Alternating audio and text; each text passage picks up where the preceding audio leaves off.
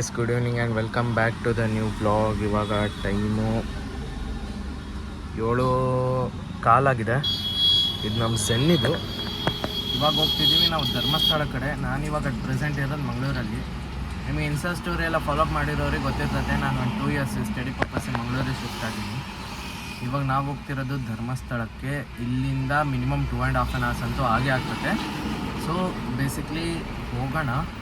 ದಾರಿ ಹೆಂಗಿದೆ ಏನು ಅಂತ ನಂಗೆ ಒಂಚೂರು ಐಡಿಯಾ ಇಲ್ಲ. ಅದು ನೈಟು ನಂಗೆ ಸಡನ್ನಾಗಿ ಪ್ಲ್ಯಾನ್ ಆಗಿದ್ದು. ಪಪ್ಪ ಮಮ್ಮಿ ನೆನ್ನೆ ಬಂದಿದ್ದರು. ಸೊ ಹೋಗಿ ಬರೋಣ ಅಂತೇಳಿ ಹೋಗ್ತಾ ಇದ್ದೀನಿ. ಇವಾಗ ನಿಮಗೆ ದಾರಿ ಮಧ್ಯೆ ಸಿನಿಮ್ಯಾಟಿಕ್ ತೋರಿಸಿ ರಾತ್ರಿ ಎಲ್ಲರೂ ಸಿಗ್ತೀನಿ.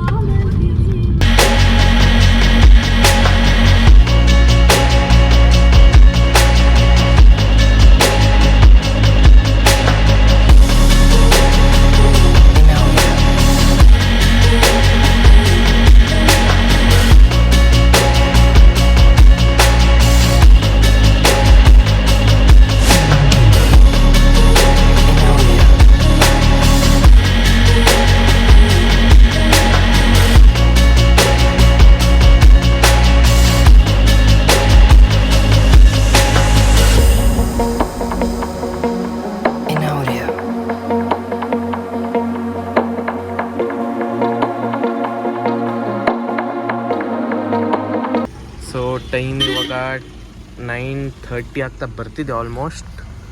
ಸೊ ನಾವು ಬಂದ್ವಿ ಧರ್ಮಸ್ಥಳ. ಇಲ್ಲೇ ಒಂದು ಕಡೆ ರೆಸ್ಟೋರೆಂಟ್ ಕಾಣ್ತು, ಊಟ ಮಾಡ್ಕೊಳ್ಳೋಣ ಅಂತೇಳಿ ನಾವು ಬಂದಿದ್ದು. ಕಾರಿದೆ ಸ್ವಿಫ್ಟ್, ಝೆನ್ ಅಂತ ಹೇಳಿದ್ದೆ, ಸಾರಿ ಝೆನ್ ಅಲ್ಲ, ಇದು ಸ್ವಿಫ್ಟು ಪಪ್ಪನ ಫ್ರೆಂಡಿಂದು. ಬ್ರೆಝ ಏನೋ ಸರ್ವಿಸಿಗೆ ಹೋಗಿದೆ ಅಂತೆ, ಅದಕ್ಕೆ. ಸೊ ಇವಾಗ ಹೋಗೋಣ ಜಲ್ದಿ. ಸೊ ಊಟ ಎಲ್ಲ ಆಯಿತು.